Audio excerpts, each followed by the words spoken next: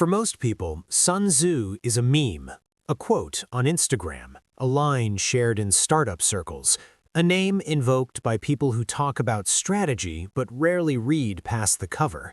He's presented as a philosopher of domination, a man obsessed with victory, deception, and battlefield brilliance. But that version of Sun Tzu is incomplete, because when you strip away the slogans and modern myth-making, something far more unsettling appears. Sun Tzu was not obsessed with winning wars. He was obsessed with what wars cost, not just in soldiers, not just in glory, but in money, labor, stability, and state survival. In fact, if you read The Art of War carefully, it stops sounding like military poetry and starts sounding like a financial audit. Sun Tzu wasn't writing a handbook for conquest. He was writing a warning that the greatest threat to a state is not the enemy across the border, but the bill that arrives after the campaign ends. Welcome to the financial history hidden inside The Art of War, where strategy is really accounting, victory is secondary, and survival depends on restraint. The world that created Sun Tzu. Sun Tzu did not appear in a vacuum. He lived during one of the most violent and economically destructive periods in Chinese history, the late spring and autumn period and the early warring states era, roughly the 6th to 5th centuries BCE. China wasn't unified, it was fractured into rival kingdoms, each convinced it could dominate the others, and each one was bleeding itself dry trying. Warfare had changed. Earlier conflicts were aristocratic rituals, chariots, nobles, symbolic clashes where honor mattered more than efficiency. But by Sun Tzu's time, war had become industrial. Mass infantry armies replaced elite warriors. Weapons required metal. Soldiers required grain. Campaigns required roads, wagons, taxes, and bureaucracy. Every army on the move was an economic stress test. When a king marched his troops, he wasn't just fighting, he was borrowing from the future, and many of those loans defaulted. Campaigns dragged on for months, treasuries emptied, farmers were pulled from fields, internal rebellions followed external wars. States weren't losing because they were tactically weak, they were collapsing because they were financially exhausted. This is the problem Sun Tzu set out to solve, not as a philosopher, not as a poet, but something closer to a risk manager. War as a financial liability. Western culture often treats war as heroic. Sun Tzu treated it as dangerous. At the very start of The Art of War, he writes, "War is of vital importance to the state. Not glorious, not honorable, vital, meaning disruptive, risky, and potentially fatal." From the first line, Sun Tzu frames war as a liability, not a virtue.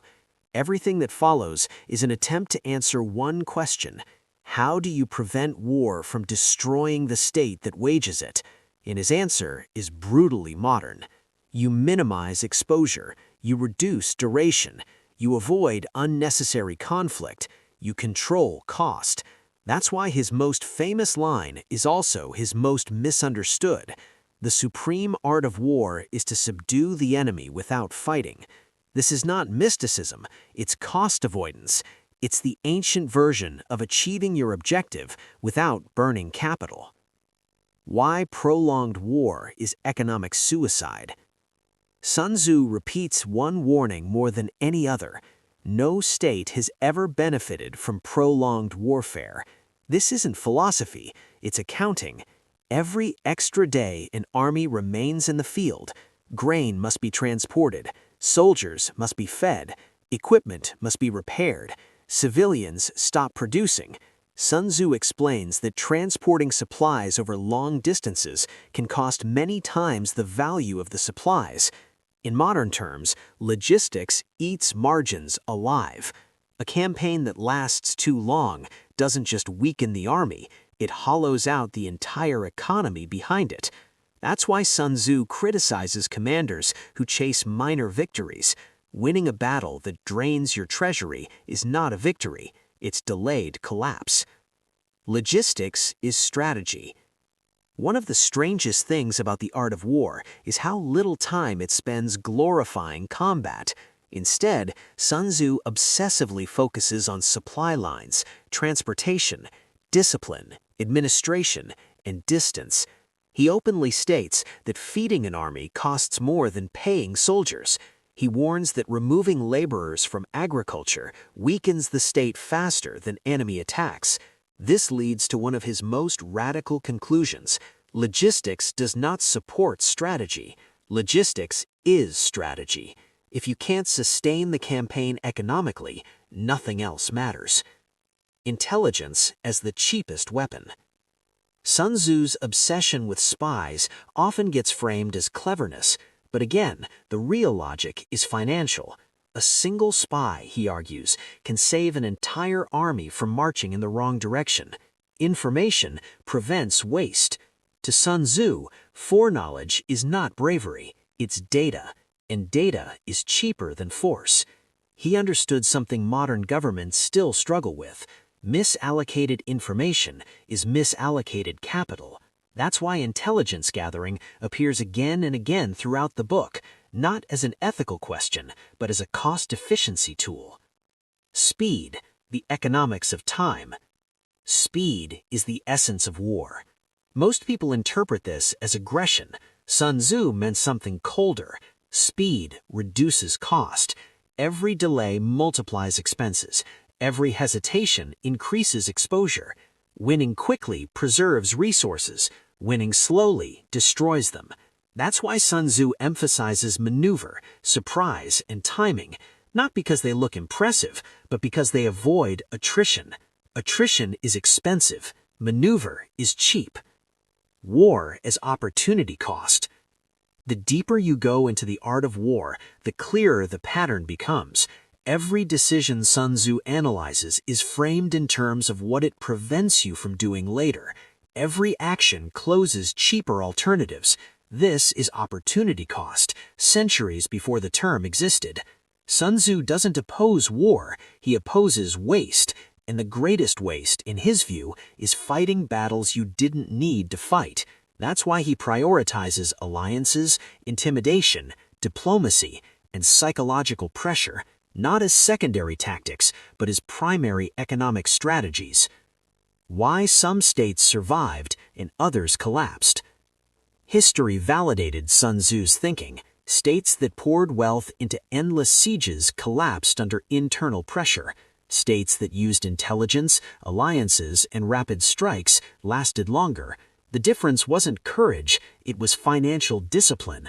Those who treated war as an economic instrument survived. Those who treated it as honor or spectacle burned out. Why Sun Tzu still matters today. Sun Tzu's warnings didn't end in ancient China, they echo through modern history. Vietnam, Afghanistan, World War I. These wars weren't lost because armies lacked strength, they were lost because the economic model behind them failed. Sun Tzu would immediately recognize modern strategies, cyber warfare, sanctions, proxy conflicts, covert influence, all aim to achieve results without massive financial exposure. They are Sun Tzu, updated. Even today, national power is measured not just in weapons, but in resilience, debt levels, supply chains, industrial capacity, recovery speed. Sun Tzu wouldn't recognize the technology, but he would recognize the math. The real lesson of the art of war. Sun Tzu was not teaching rulers how to win wars, he was teaching them how to avoid bankruptcy. He understood that the cost of conflict outlives the conflict itself. States don't fail because they lose battles, they fail because they drain the capital that holds society together.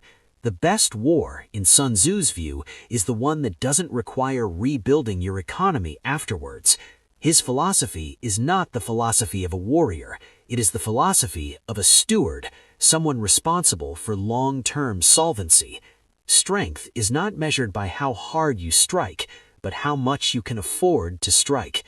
History doesn't repeat, but it always sends the invoice. If this gave you a new way to see power, money, in history, subscribe, because the past still decides the price we pay.